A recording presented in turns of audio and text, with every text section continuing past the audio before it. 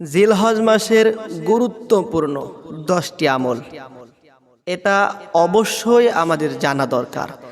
1 নম্বর হচ্ছে কুরবানি করার আগ পর্যন্ত নখ চুল এগুলো না কাটা। কেননা নবী করিম সাল্লাল্লাহু আলাইহি ওয়াসাল্লাম বলেছেন, তোমরা জিলহজের চাঁদ দেখার সাথে সাথে নখ চুল এগুলা কাটা থেকে বিরত থাকবে। এটা যদি কুরবানি করার পরে কাটো তাহলে নবী করিম সাল্লাল্লাহু আলাইহি ওয়াসাল্লাম বলেছেন, কবুলিয়াত একটি কুরবানির সওয়াব তোমার আমলনামায় লেখা হবে। সুবহানাল্লাহি ওয়া বিহামদিহি। এজন্য আমরা জিলহজের চাঁদ দেখার সাথে সাথেই চুল নখ ইত্যাদি এগুলো আমরা কাটবো না। 2 নম্বর হচ্ছে জিলহজ মাসের 9 দিন রোজা রাখা। আমরা যদি 9 দিন রোজা না রাখতে পারি, রাসূল বলেছেন অন্তত তোমরা 9 জিলহজ তথা আরাফার দিন রোজা রাখো।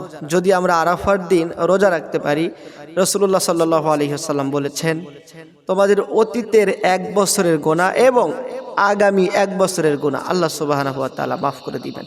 সুবহানাল্লাহি ওয়া বিহামদিহি। 3 নম্বর হচ্ছে বেশি বেশি নফল ইবাদত করার চেষ্টা করা, বেশি বেশি তাহাজ্জুদ পড়া, বেশি বেশি নফল নামাজ পড়া।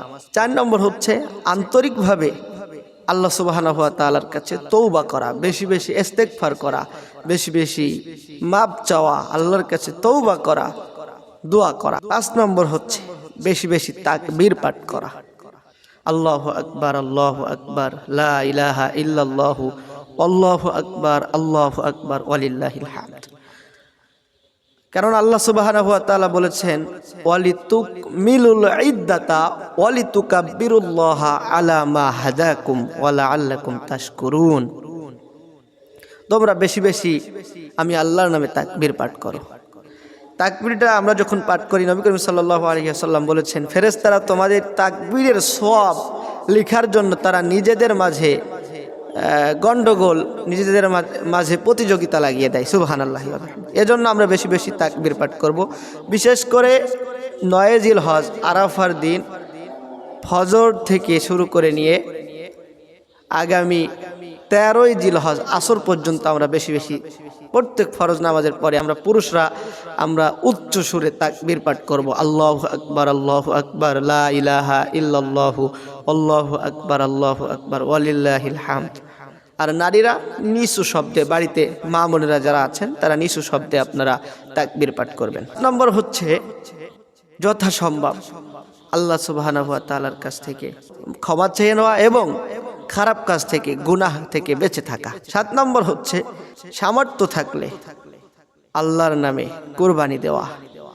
অনেক সময় আমরা যখন কুরবানির পশু জবাই করতে যাই, ইমাম সাহেব হুজুর যখন কুরবানির পশু জবাই করতে যাই, মা বোনেরা, বাড়ির মুরব্বীরা তারা বলে যে হুজুর এটা আমার ছেলের নামে, এটা আমার মেয়ের নামে কুরবানি।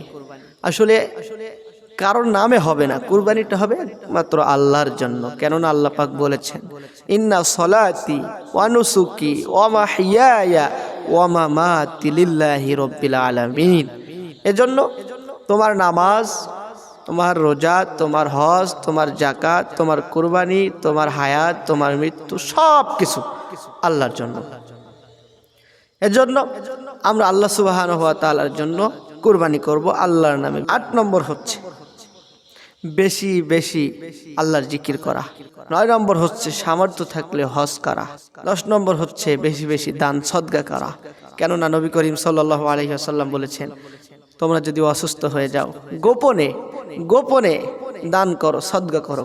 যে ব্যক্তি গোপনে সদকা করে আল্লাহ সুবহানাহু ওয়া তাআলা তার বিপদ আপদ বালা মুসিবত থেকে হেফাজত করে। সুবহানাল্লাহি ওয়া বিহামদিহি। এজন্য আমরা বেশি বেশি সদকা করব, বেশি বেশি দান করব। আল্লাহ সুবহানাহু ওয়া তাআলা জিলহজ মাসের পরিপূর্ণ বারাকা আমাদের উপরে বর্ষণ করুন এবং জিলহজ মাসে আমরা আল্লাহ রাব্বুল আলামিনের নৈকট্য হাসিল করতে পারি। আল্লাহ সুবহানাহু ওয়া তাআলা সেই তৌফিক দান করুক। আমিন।